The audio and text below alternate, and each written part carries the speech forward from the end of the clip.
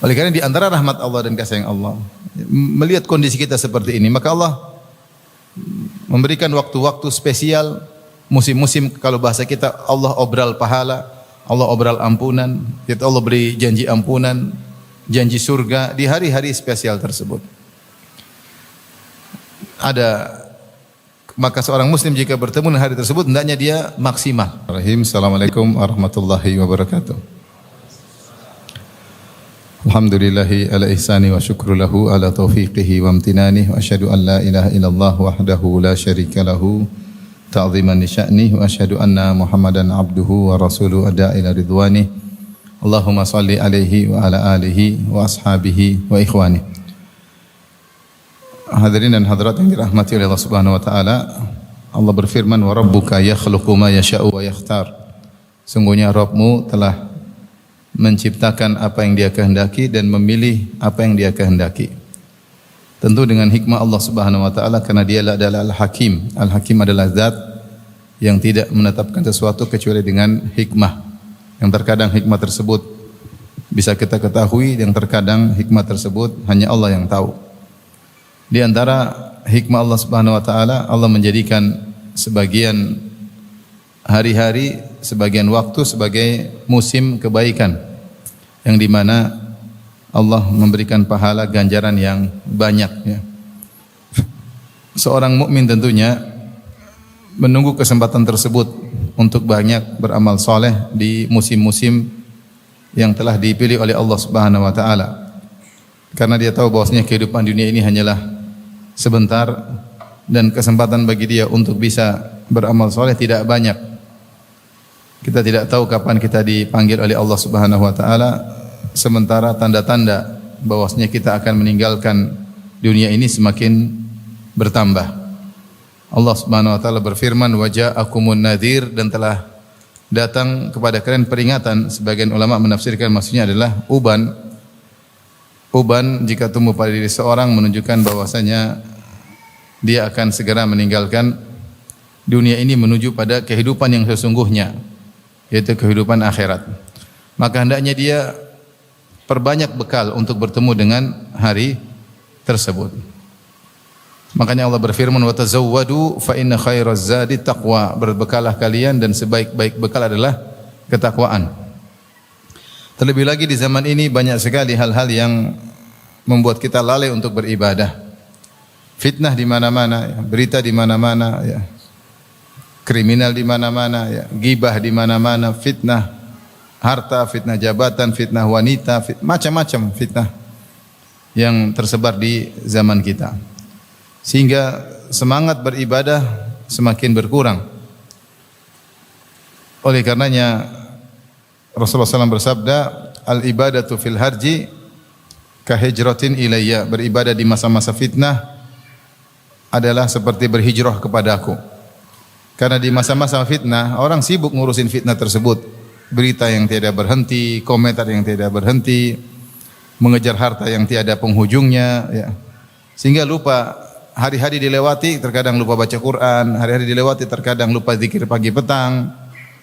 Hari-hari dilewati terkadang tidak sempat solat berjamaah, tidak sempat solat qobliyah, tidak sempat solat ba'diyah.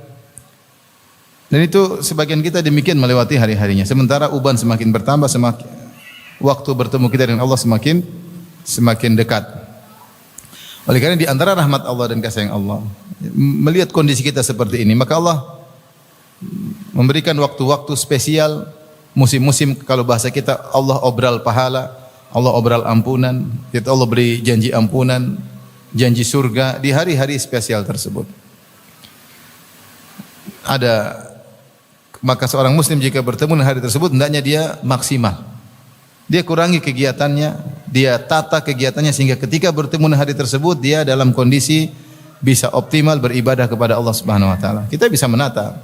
Urusan dunia kita bisa nata. Kalau mau ujian kita tata, nanti saya ujian akhir bulan, maka kita tata semua kegiatan kita atur sehingga ketika mau ujian kita konsen. Bisa kalau urusan dunia. Kita bisa nata kegiatan kita. Maka seharusnya urusan akhirat yang ini adalah kehidupan kita yang sungguhnya, ya. Kehidupan ini hanya laibun walahu, hanyalah permainan senda gurau, cepat selesai. Wa inna daral akhirata lahiyal hayawan, dan kehidupan akhirat itulah kehidupan yang sesungguhnya. Rasulullah SAW bersabda, Allahumma la aisha illa aishul akhirah. Ya Allah, tidak ada kehidupan yang sungguhnya kecuali kehidupan apa? Akhirat. Maka harusnya kita mempersiapkan diri, menata agar bisa ketika di hari-harinya, di hari-hari yang spesial tersebut, kita bisa optimal.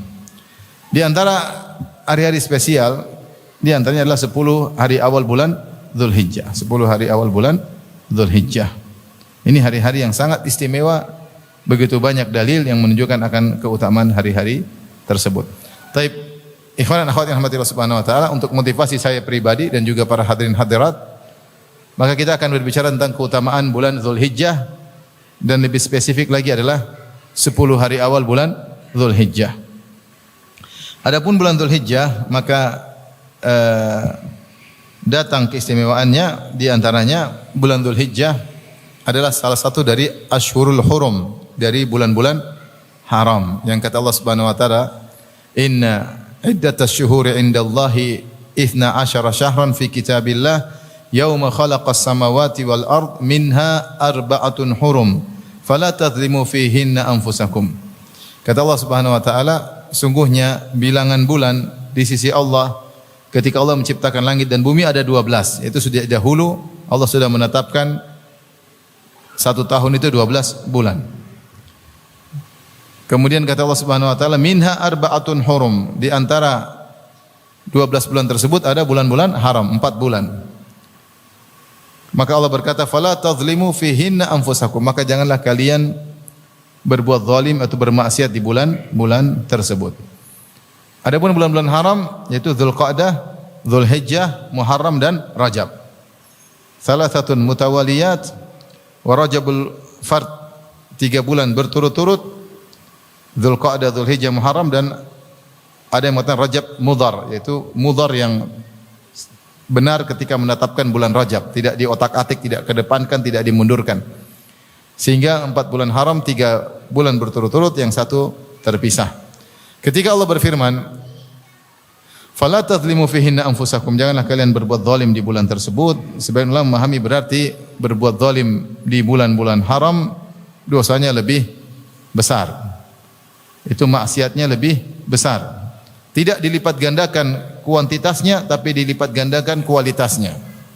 Artinya dosa di luar bulan haram tidak sama dosa ketika di bulan haram. Maka mafhum mukhalafahnya sebaliknya pun demikian. Maka berbuat amal saleh di bulan-bulan haram lebih afdal daripada di luar bulan-bulan haram. Ini secara umum, dan di antara bulan-bulan haram tersebut adalah bulan Dzulhijjah, bulan Dzulhijjah. Taib. Ini keistimewaan pertama bulan Dzulhijjah. Keistimewaan kedua, ikhwan dan akhwat yang dirahmati Allah Subhanahu wa taala, ternyata bulan Dzulhijjah termasuk dari bulan-bulan haji. Termasuk dari bulan-bulan haji. Allah Subhanahu wa taala berfirman, Al-hajju asyhurum ma'lumat. Al-hajju asyhurum ma'lumat. Ya. Haji itu bulan-bulannya tertentu, yaitu 3 bulan. Syawal, Dzulqa'dah, Dzulhijjah. Syawal, Dzulqa'dah, Dzulhijjah. Dan dikatakan Dzulhijjah karena di situ ada pelaksanaan haji. Sehingga bulan tersebut dinamakan Dzulhijjah, yaitu bulan yang ada pelaksanaan hajinya. Dan pelaksanaan haji bisa dimulai dari bulan Syawal. Syawal, Dzulqa'dah, Dzulhijjah. Maksudnya apa? Seorang boleh berihram dengan ihram haji sejak bulan Syawal. Seandainya ada seorang ingin haji ifrad, kemudian dia dari negerinya berangkat, ketika melewat mikot tanggal 1 Syawal, sudah boleh dia mengatakan labbaik Allahumma hajjan, sudah boleh. Karena dimulai sejak 1 Syawal. Kemudian dia bertahan pakai kain ihramnya sampai dia bertahalul pada tanggal 10 Dzulhijjah. Tapi dia boleh start sejak tanggal 1 Syawal, tapi berat. 1 Syawal 1 bulan, Dzulqa'dah 1 bulan, 2 bulan pakai ihram terus, berat. Tapi kondisi orang berbeda-beda, ya, tapi sudah boleh. Sebenarnya Allah mengatakan juga demikian, kalau seorang ingin haji tamattu, maka dia supaya dikatakan haji tamattu kan haji plus umrah, umrah kemudian haji. Nah, disebut umrah tamattu jika umrahnya dimulai di bulan-bulan haji. Maka dia start, misalnya dia mengatakan dia pergi bulan Syawal, dia mengatakan labbaik Allahumma umrah mutamatti'an biha ilal hajj. Ya Allah, aku ingin umrah tamattu. Dia umrah tanggal 1 Syawal. Dia umrah, kemudian dia bertahallul, kemudian dia tunggu sampai tanggal 8 Zulhijjah untuk mulai haji.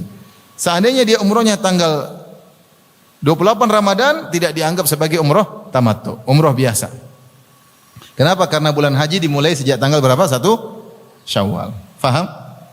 Ini orang bilang, Ustaz, kenapa bulan haji panjang sekali? Padahal pelaksanaannya cuma bulan Zulhijjah. Enggak, ini ditinjau dari start mulai dia boleh berihram dengan ihram haji. Mulai dari 1 Syawal. Baik. Kapan akhir bulan haji? Maka ada khilaf di kalangan para ulama. Ya, jazakallahu khair. Kuenya. Adapun akhir bulan Dzulhijjah maka ada dua pendapat. Pendapat jumhur mengatakan akhir bulan Dzulhijjah pada tanggal 10 Dzulhijjah, dan pendapat kalau tidak salah Malikiyah berpendapat akhir bulan Dzulhijjah pada tanggal 30 Dzulhijjah. Apa maksudnya? Intinya mereka mengatakan bahwasanya kalau belum akhir bulan Dzulhijjah maka hendaknya jangan umrah. Hendaknya jangan mulai apa? Umrah, karena ini masih bulan-bulan haji. Bagi yang berpendapat akhir bulan Dzulhijjah adalah tanggal 30, maka umrahnya nanti setelah di bulan Muharram. Bagi yang berpendapat akhir Dzulhijjah tanggal 10, kalau mau umrah boleh start setelah musim haji tanggal 11, sudah boleh mulai umrah. Tapi intinya bulan Dzulhijjah termasuk dari bulan-bulan haji, bahkan namanya spesial Dzulhijjah, yaitu bulan haji karena di situ ada pelaksanaan ibadah yang sangat agung yang termasuk rukun Islam, yaitu haji. Taib, ini keutamaan yang kedua. Dia termasuk bulan haram yang pertama, yang kedua dia termasuk bulan haji. Jadi bulan haram ada berapa? 4. Bulan haji ada berapa? Ada 3. Kemudian keutamaan berikutnya, di bulan Dzulhijjah itu ya ada 10 hari pertama yang spesial. Ini disebut al-Asyar al-Awwal, 10 hari pertama bulan Dzulhijjah. Yang datang keistimewaannya secara spesifik dalam ayat maupun dalam hadis. Adapun dalam ayat Allah berfirman dalam surat Al-Fajr, kata Allah Subhanahu wa taala, "Wal fajri wa layalin 'ashr wasyaf'i wal watr wal laili idza yasr. Hal fi dzalika qasamul lidzi hijr." Kata Allah Subhanahu wa taala, "Wal fajr demi fajar, wa layalin 'ashr demi malam-malam yang 10." Layalin jamak dari lailah, maksudnya adalah malam. Mayoritas ulama berpendapat yang dimaksud dengan walayalin asyr demi 10 malam maksudnya adalah 10 hari Dzulhijjah, 10 hari Dzulhijjah. Ini pendapat mayoritas ulama. Sebagian ulama berpendapat yang dimaksud dengan demi 10 malam adalah 10 malam terakhir bulan Ramadan. Ini juga pendapat sebagian ulama. Adapun jumhur berpendapat yang dimaksud adalah 10 hari Dzulhijjah karena ditinjau setelah itu Allah sebutkan wasyafi'i wal watr. Wasyafi'i maksudnya demi yang genap, maksudnya hari nahar. Wal watr demi yang ganjil, maksudnya hari apa? Arafah, tanggal 9 Dzulhijjah. Adapun orang Arab menamakan layalin maksudnya adalah hari, maka itu biasa. Mereka berapa hari kau pergi? 3 malam. Maksudnya 3 malam itu 3 malam dan sekaligus apa? Beserta siangnya. Karena kadang mereka mengungkapkan hari dengan yaum, kadang mereka mengungkapkan hari dengan lail. Seperti ketika Nabi Zakaria bernazar, ya, salasata ayyamin illa ramza, ya. Kau tidak bisa berbicara kepada orang, kata Allah, salasata ayyamin illa ramza, 3 hari kecuali hanya isyarat. Itu dalam surat Al-Imran. Dalam surat Maryam, salasa layalin. Allah menyebutkan 3 malam. Jadi 3 malam itu maksudnya 3 hari itu tadi. Jadi terkadang orang Arab mengungkapkan hari dengan apa? Dengan lail. Beda kalau mereka bilang nahar, nahar berarti siang.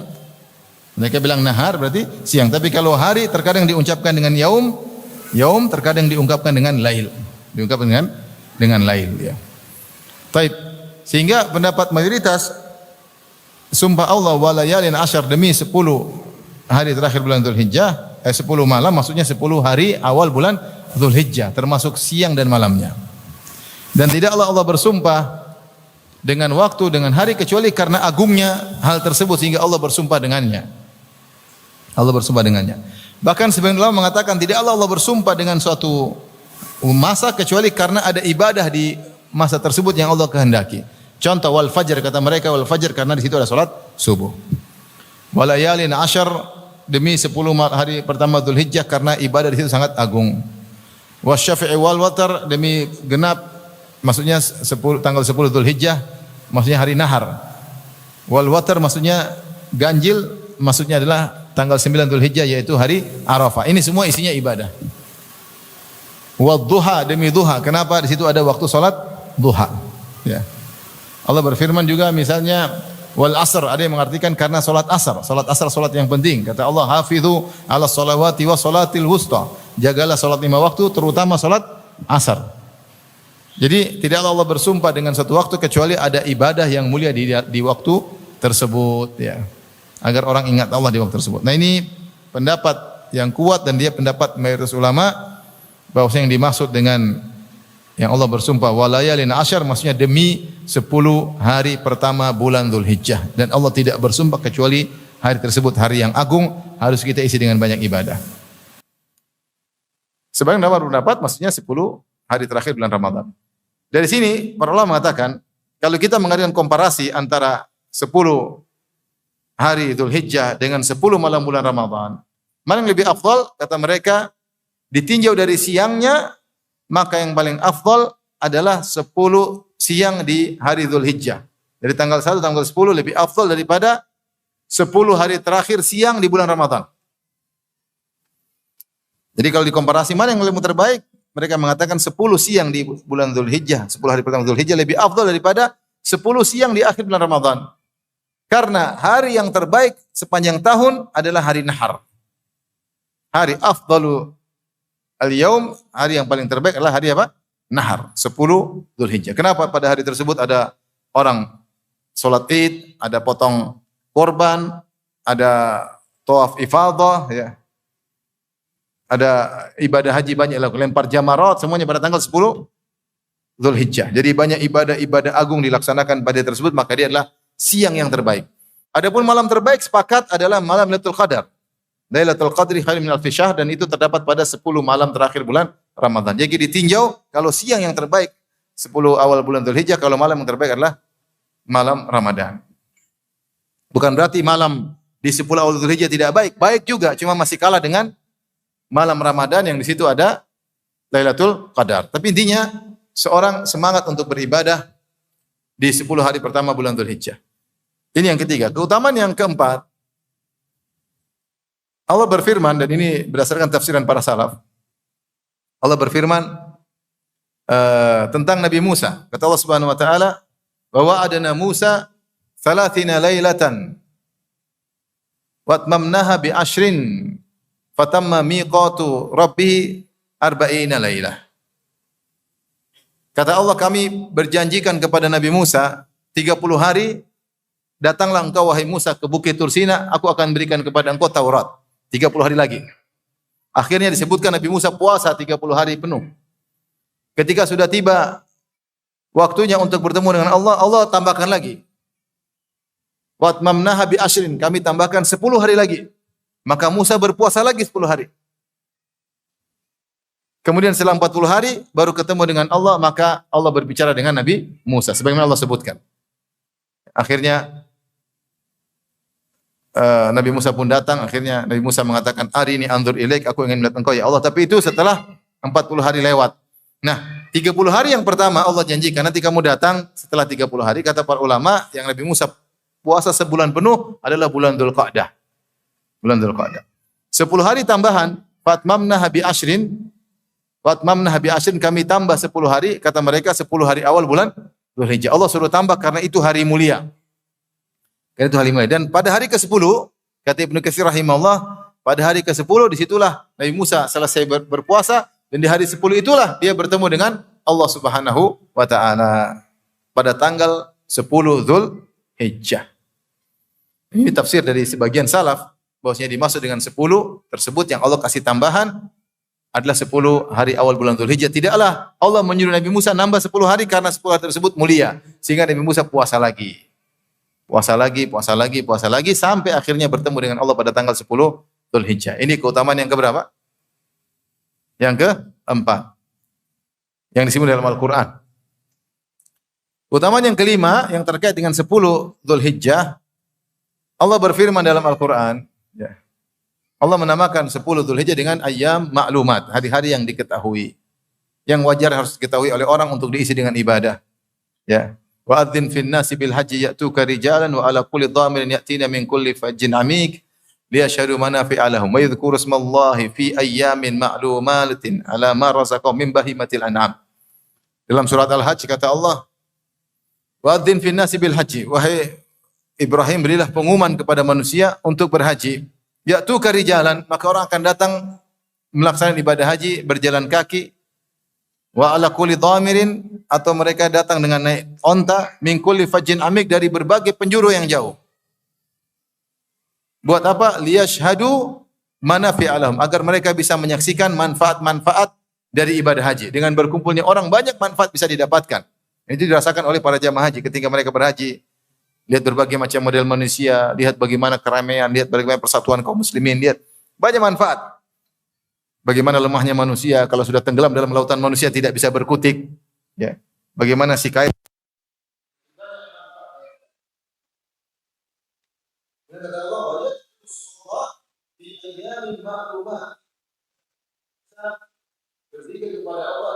Yang telah diketahui, kata para ulama, ayyamul ma'lumat maksudnya adalah 10 awal bulan Dzulhijjah. 10 hari pertama bulan. Di sini kita tahu bahwasanya bulan Dzulhijjah mulia dari 5 ayat tadi sudah kita sebutkan, dari 5 sisi. Pertama tadi apa? Termasuk bulan haram. Yang kedua, bulan haji. Yang ketiga, Allah bersumpah dengan 10 hari pertama bulan Dzulhijjah. Walayalin asyar. Yang keempat, 10 hari tambahan untuk Nabi Musa sebelum bertemu dengan Allah Subhanahu wa taala. Yang kelima, Allah namakan dengan ayyam ma'lumat. Kalau ayyam ma'lumat maksudnya 10 hari bulan Dzulhijjah, kalau ayyaman ma'dudat maksudnya ada 3 hari tasyrik. 3 hari tasyrik. Ini dalil-dalil yang datang menunjukkan akan keutamaan bulan Dzulhijjah, dan dia adalah bulan yang istimewa, terutama 10 hari pertama di bulan Dzulhijjah. Taib. Adapun dalil dari Al-Quran, dari hadis Nabi sallallahu alaihi wasallam, Rasulullah menyebutkan, ma min ayyamin al-amalu salihu fihinna khairun wa ahabbu ila Allah min hadhihi al-ashar. Kata Nabi sallallahu alaihi wasallam, tidak ada hari-hari yang di mana Allah lebih cinta dengan amal soleh dilakukan pada hari-hari tersebut, dan amal soleh tersebut lebih baik dilakukan di hari-hari tersebut. Artinya hari lain tidak bisa mengimbangi hari-hari amal soleh yang dikerjakan pada 10 hari ini, yaitu 10 hari awal Dzulhijjah. Maka sahabat berkata, walal jihad fisabilillah, yaitu ya Rasulullah, Anda berkata amal soleh yang dikerjakan pada 10 hari pertama bulan Dzulhijjah sangat dicintai dan terbaik di sisi Allah secara mutlak. Taib. Bagaimana dibandingkan dengan jihad yang dikerjakan di luar bulan Dzulhijjah? Kalau ada orang jihad di bulan Dzulqa'dah, dibandingkan dengan amal soleh di 10 Dzulhijjah, mana lebih baik? Kata sahabat, walal jihad fisabilillah. Apakah lebih baik daripada jihad? Kata Nabi, walal jihadu fisabilillah. Lebih afdal daripada jihad fisabilillah. Illa rajulan kana yakhruju bimalihi wa nafsihi thumma lam yarji' bidzalika min syai'. Kecuali seorang yang keluar berjihad dengan membawa nyawanya dan hartanya. Itu dia bawa ontanya, dia bawa pedangnya. Kemudian dia tidak pulang membawa apapun dari nyawanya, dia dibunuh dan hartanya dirampas oleh musuh. Kalau seorang berjihad di bulan selain bulan Dzulhijjah, misalnya di bulan jihad di bulan Dzulqa'dah, kemudian dia terbunuh dan hartanya diambil, sama dengan orang yang beribadah di 10 hari pertama bulan Dzulhijjah. Mereka bilang, Ustaz, kok begitu mudahnya? Jihad kan susah. Ya sudah, Allah kasih bonus, kau enggak mau, ya sudah, terima aja. Nabi bilang begitu, kita benarkan Nabi sallallahu alaihi wasallam. Terkadang Nabi sampaikan pahala-pahala besar, ya udah, selama itu hadis sahih, selama itu ada ayatnya, ada dalilnya, terima saja. Masa Ustaz ibadah di malam Lailatul Qadar seperti 83 tahun bahkan lebih baik? Ya sudah, kau enggak mau. Ya mau Ustaz. Ya sudah, jalanin aja, yang penting kau percaya, beriman, kerjakan. Enggak usah terlalu banyak tanya. Allah bagi-bagi obral hadiah, kau malah tidak mau terima, masih nanya, masa sih? Ini Nabi hadis sahih, dalam Sahih Bukhari dan yang lainnya. Oleh karenanya, seorang ketika mendengar hadis ini, hendaknya dia termotivasi untuk banyak beramal saleh di 10 hari pertama bulan Dzulhijjah. Kenapa? Karena pahalanya luar biasa. Hanya bisa menyamai pahalanya kalau orang berjihad, terbunuh dan hartanya dirampas, pedangnya dirampas, kudanya dirampas, baju besinya diambil, baru sama dengan orang beribadah di 10 hari awal bulan Dzulhijjah. Baik, para membahas, apa yang dimaksud? Apakah setiap ibadah seperti itu? Artinya orang baca Quran di bulan Dzulhijjah lebih afdal daripada jihad? Allah mengatakan bukan begitu maksudnya. Maksudnya dia total ibadah 10 hari. Ada yang mengatakan demikian. Dia total ibadah 10 hari ini lebih afdal daripada jihad yang seperti itu. Jihad bukan perkara yang mudah. Jihad itu berat. Berat pertama dari sisi keikhlasan tidak mudah, yang kedua dari keberanian juga tidak mudah. Berat ya. Betapa banyak orang berjihad ternyata niatnya tidak beres. Rubba qatilin baina saffain Allahu a'lamu bi niyatihi. Betapa banyak orang terbunuh di antara dua saf kaum muslimin dan saf barisan kaum muslimin dan barisan kaum kafir, Allah tidak tahu bagaimana, Allah lebih tahu tentang niatnya. Ya. Maka sampai Nabi mengatakan, "Inna fil jannati mi'ata darajatin a'addaha Allah lil mujahidin." Di surga ada 100 tingkatan Allah siapkan bagi para mujahidin. Ternyata mujahidin kalau diklasifikasi sampai 100 tingkatan. Ini yang tulus, yang ikhlas, itu pun bertingkat-tingkat. Di antara mujahid yang terbaik yang dia keluar dengan raganya, ikhlas dengan hartanya, kemudian bablas ludes semuanya. Nyawanya hilang, hartanya diambil. Itu sama dengan ibadah orang 10 hari beribadah di 10 hari pertama bulan Dzulhijjah. Ini pendapat sebagian ulama. Artinya kalau kau beribadah di 10 hari pertama bulan Dzulhijjah sama seperti tadi. Ya, sama seperti itu. Maka ibadah apapun lebih Allah sukai dikerjakan 10 hari pertama bulan Dzulhijjah daripada hari-hari yang lain. Bahkan bulan Ramadan, bahkan siang bulan Ramadan lebih afdal 10 hari pertama bulan Dzulhijjah. Nah ini keistimewaan 10 hari pertama bulan Dzulhijjah. Ini banyak tidak diketahui atau dilalaikan oleh sebagian kaum muslimin. Kalau bulan Ramadan memang diagungkan oleh kaum muslimin secara umum. Semua orang tahu bulan Ramadan karena ada puasanya di situ. Sehingga mereka semangat, mereka agungkan bulan tersebut. Kalau 10 Dzulhijjah banyak orang lalai. Kurang hidup maksud saya, kurang dihidupkan hari-hari tersebut. Padahal pahalanya sangat besar.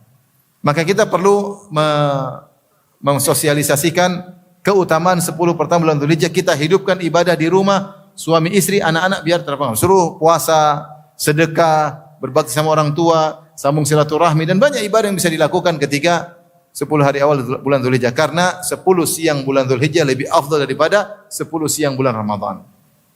Maka seorang berusaha untuk semangat beribadah di 10 hari tersebut. Baik. Ibadah apa yang bisa kita lakukan pada 10 hari tersebut ya.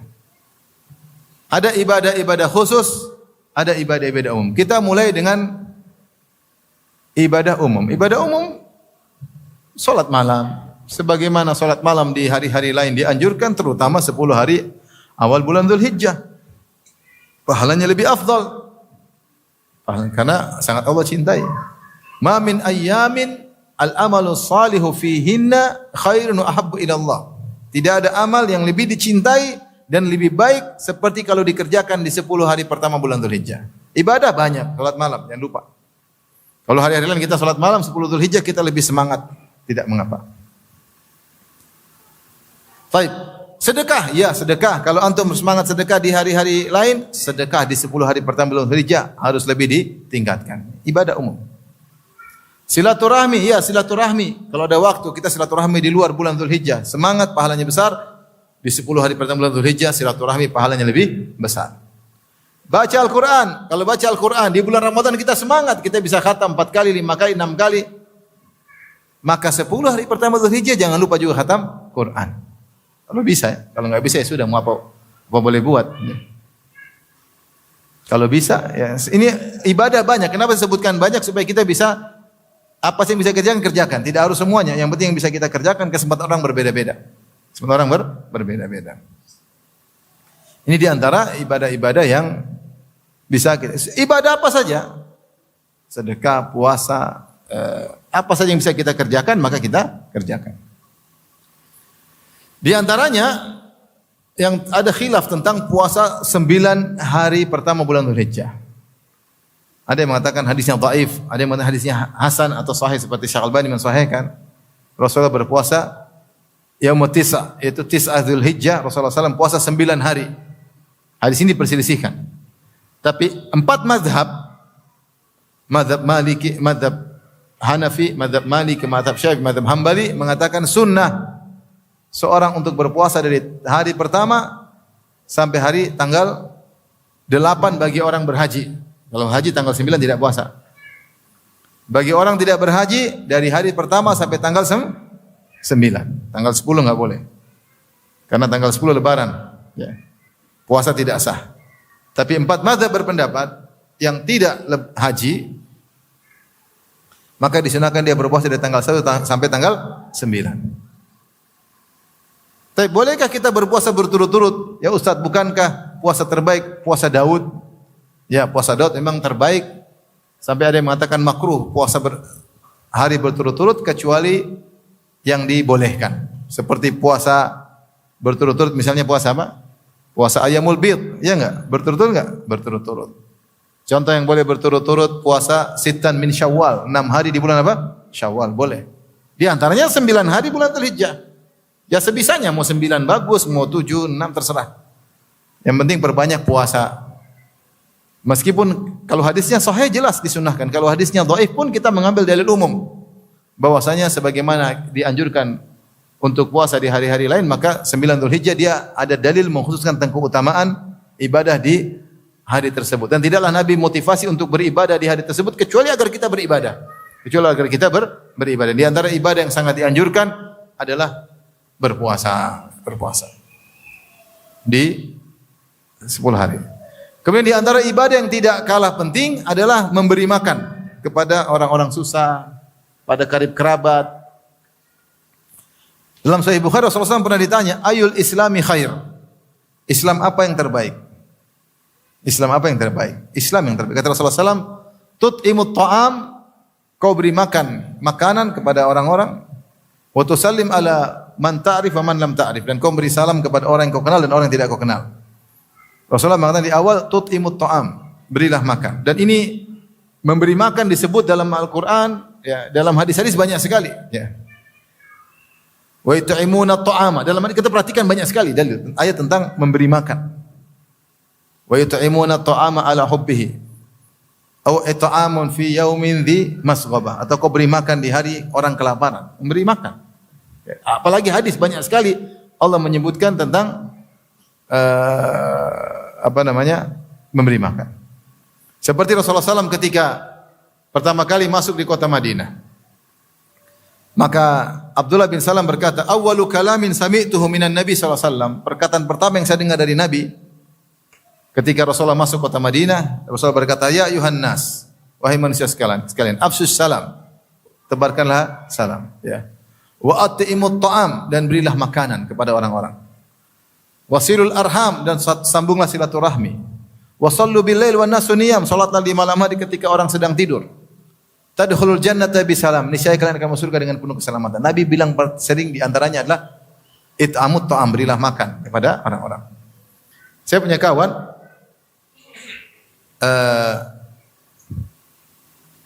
kemarin saya sempat beberapa waktu lalu, ya, saya pernah ketemu dia. Kemudian kebetulan kita pergi ke ustadznya. Dia bilang ngaji. Dia bilang kata dia, Ustadz, ini ustadz pertama kali yang saya kenal sunnah. Oh, masya Allah, saya kenalan. Mungkin tidak terkenal, tapi ini ustadz pertama kali kenal sunnah. Bukan ustadz YouTube, ya. Bukan ustadz YouTube. Kemudian ustadz ini ngomong, Ustadz Firanda ini kawan kita ini, ya. Dia ngaji sama saya. Terus saya sampaikan satu hadis. Hadis ini, ayu islami khair. Islam apa yang terbaik? It'amut ta'am. Tut'imut ta'am, kau beri makan. Sekarang dia terapkan. Pokoknya dia suka kasih makan apa? Orang. Sering bagi-bagi apa? Makanan. Ada acara-acara dia yang bayarin. Ada makanan dia kasih makan. Ya, mau kasih makan teman, mau kasih makan kerabat, mau kasih makan orang miskin. Suka bagi-bagi makanan. Terus waktu saya ke sana, dia potong kambing. Kemudian kambing dia sendiri, kemudian dimasak, dimakan enak. Maka dia cerita bahwasanya udah lama saya ketemu waktu itu, ya. Dia cerita, Ustaz saya punya lahan sekitar 1,5 hektar. Saya beli kambing dulu sudah sekitar 6 tahun atau 7 tahun lalu. Saya beli kambing 11. Habis itu saya nggak pernah beli lagi. Kambing itu berkembang. 40 lebih. Tiap 2 minggu sekali saya potong, entah berapa ekor. Sampai sekarang kemarin masih 40. Saya mau tambah lagi khawatir mengganggu orang. Ya, saya khawatir karena dan tetangga nggak ada yang marah karena mereka juga kebagian tiap 2 minggu sekali. potong, muncul lagi, muncul lagi. Subhanallah berkah. Itu berjalan sampai sudah 6 tahun. Kambing gratis, bagi. Ada kambing potong. Karena dia ingin mengamalkan hadis itu. Tut imut ta'am. Maka jangan pelit-pelit. Ya. Kalau ada orang kasih undang makan. Di antara sifat Nabi ketika dipuji oleh Khadijah, wa taqrid dhaif, kau memuliakan apa? Tamu. Udah tamu, dia makan. Enggak apa-apa meskipun apa? Gereh ya, enak. Baik. Jadi di antara ibadah yang mungkin kita kerjakan adalah memberi makan, cari orang miskin, panggil orang makan di rumah, kawan-kawan, panggil kerabat. 10 hari pertama Dzulhijjah atau acara buka puasa apalagi, ayo makan di rumah, boleh. Ibadah. Dia enggak puasa juga apa, makan mau puasa enggak puasa enggak apa-apa ya. Di Madinah kalau 10 hari terakhir tiap hari ada apa? Ada buka puasa di masjid. Ada orang datang enggak puasa, enggak apa-apa kata dia, duduk aja. Enggak puasa, enggak apa-apa duduk. Ini enggak enak, enggak puasa ikut makan. Jadi mereka niatkan memang untuk apa? Bagi-bagi makanan. Subhanallah. Cerita kemarin alhamdulillah 2 tahun berturut-turut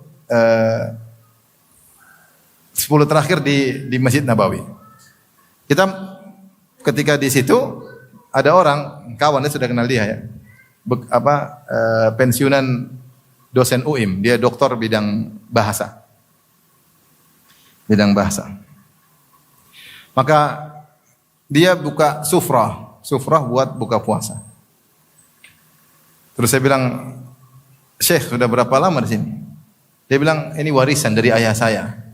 Kami sudah 30 tahun buka puasa di sini, 30 tahun." Terus saya baru tahun kedua ya. Waktu tahun pertama saya di situ selama 10 hari terakhir. Di belakang kita ada orang-orang Pakistan. Ya. Kata saya itu ini orang Pakistan sudah 15 tahun sama saya. Jadi setiap Ramadan datang buka puasa di situ. Kita baru tahun pertama, tahun kemarin baru tahun apa? Kedua. Tapi subhanallah bagaimana bertahan 30 tahun buka sufrah, kasih makan buat orang berpuasa. Memberi makan kepada orang berpuasa. Makanya itu di antara ibadah yang bisa kita lakukan. Banyak ibadah tentunya, banyak sekali ya. Yang bisa kita lakukan. Intinya itu ibadah-ibadah umum yang bisa kita kerjakan. Maka jadikanlah 10 hari pertama bulan Dzulhijjah jangan seperti hari-hari yang lain.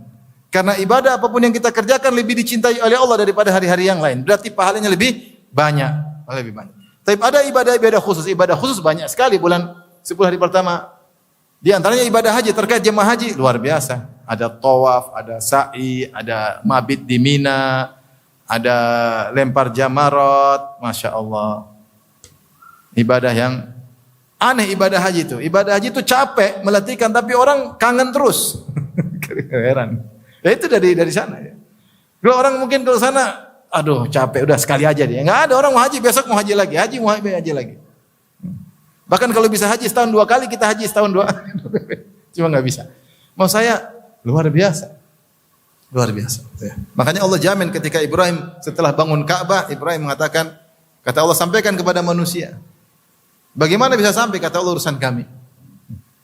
Ya, azin, sampaikan, kumandangkan agar mereka berhaji. Allah mengatakan ya'tika rijalan. Ya'tina rijalan wa kulli dhamirin ya'tika rijalan wa kulli dhamirin ya'tina min kulli fajjin amin. Akan datang orang berjalan kaki, ada yang haji, ada yang kendaraan akan datang. Itu urusan Allah Subhanahu wa taala. Sekarang aja orang ngantri sampai puluhan tahun baru bisa haji. Baik. Adapun haji amalannya sendiri, ini butuh namanya fikih haji. Tapi kita bicara bagi orang yang tidak haji. Orang yang tidak haji apa yang bisa dilakukan? Pertama dia berusaha untuk puasa. Puasa 9 hari yang sebisa dia. Mau 5 hari, 9 hari, 8 hari, 7 hari yang bisa dia mampu. Tidak harus tiap hari. Yang bisa dia mampu dia puasa. Karena semua puasa di hari tersebut mulia. Yang tidak boleh cuma tanggal 10. 10 karena lebaran. Kalau jamaah haji tanggal 9 juga tidak boleh puasa. Kemudian di antaranya ibadah khusus yang bisa dikerjakan khususnya puasa Arafah, jangan dia tinggalkan.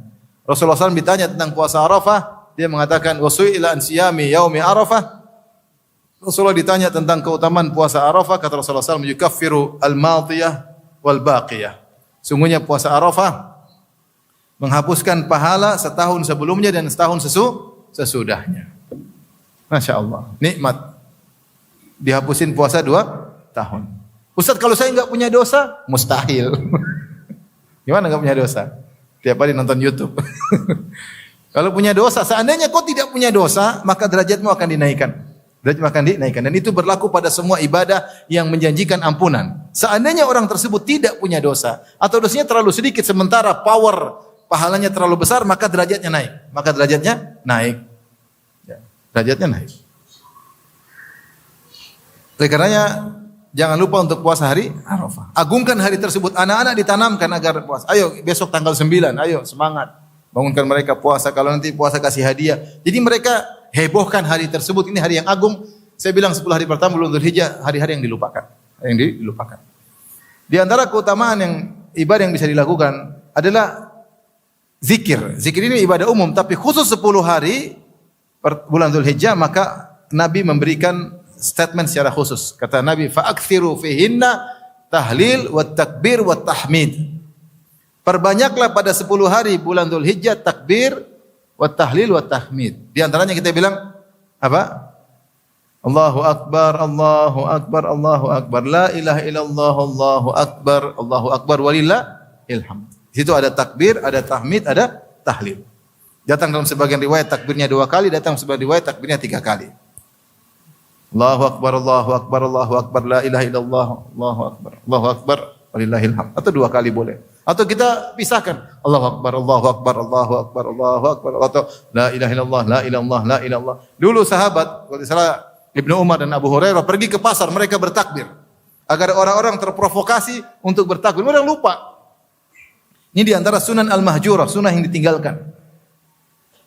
Dan itu sudah mulai, saya di Madinah bertahun-tahun sudah mulai hilang juga. Dulu waktu saya masih awal-awal ke Madinah, orang biasa di jalan-jalan. Sekarang sudah mulai kurang juga. Bahkan di Madinah sudah mulai apa? Mulai redup, mulai kurang. Dulu masih kita lihat orang-orang jalan-jalan takbir jalan. Sekarang mulai kurang. Atau karena mungkin kebanyakan orang luar ya. Dulu orang luar jarang ke masjid, yang banyak orang Madinah sendiri. Sehingga kita lihat sunnah itu hidup. Sekarang mulai agak berkurang. Nah ya, siapa yang kalau bisa menghidupkan sunnah ini baik ya.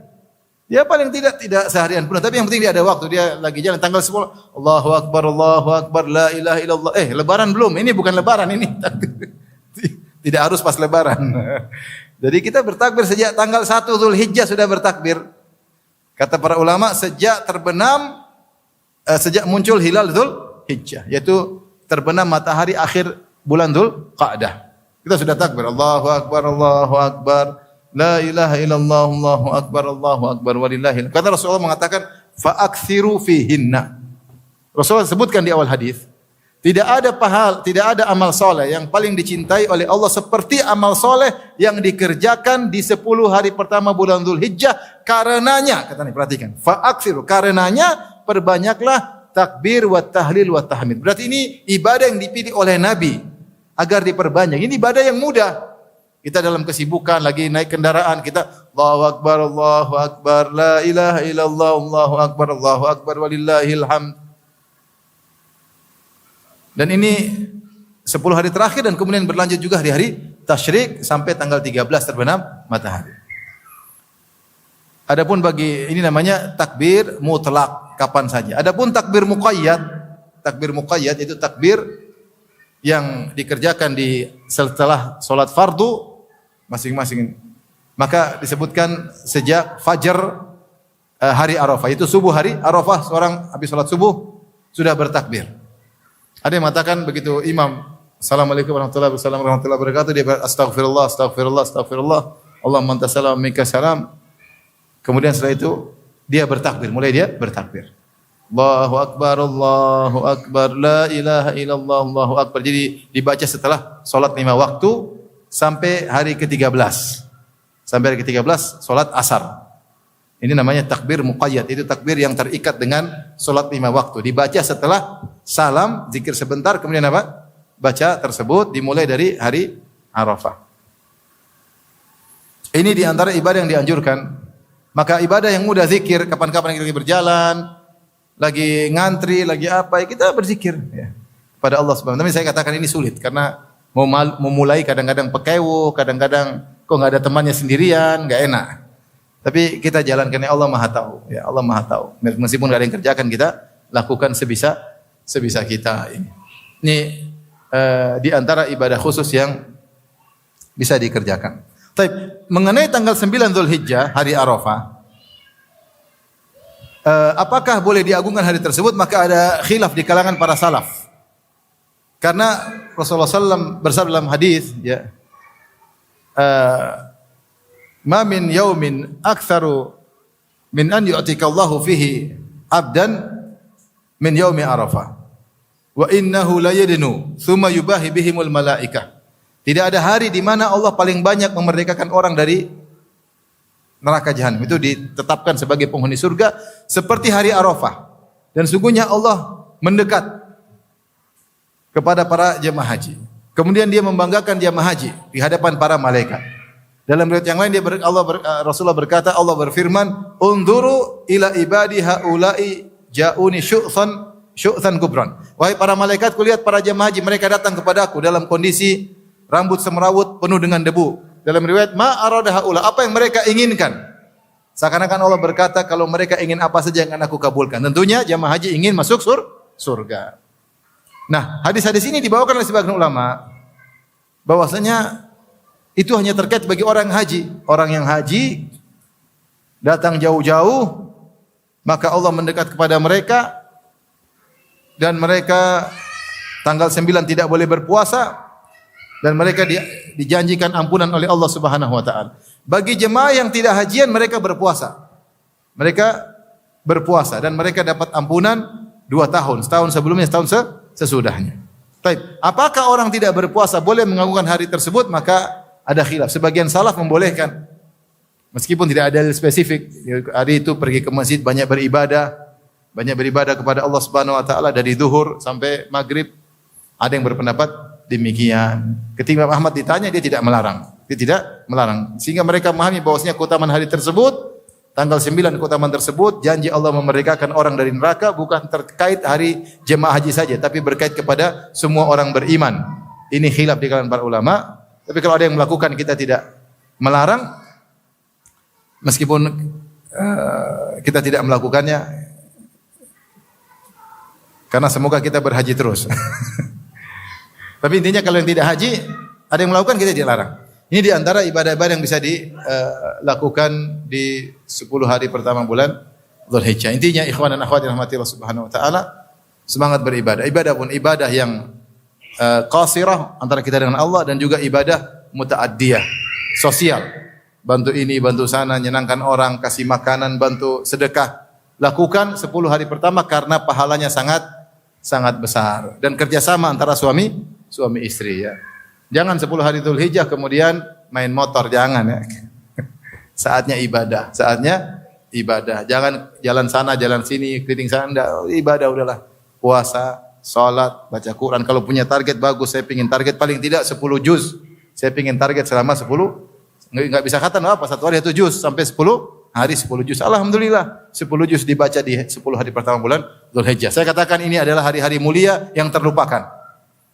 Dia lebih masyhur bulan Ramadan daripada 10 hari awal bulan Dzulhijjah, padahal siangnya lebih afdal daripada bulan Ramadan. Demikian saja mungkin yang bisa saya sampaikan.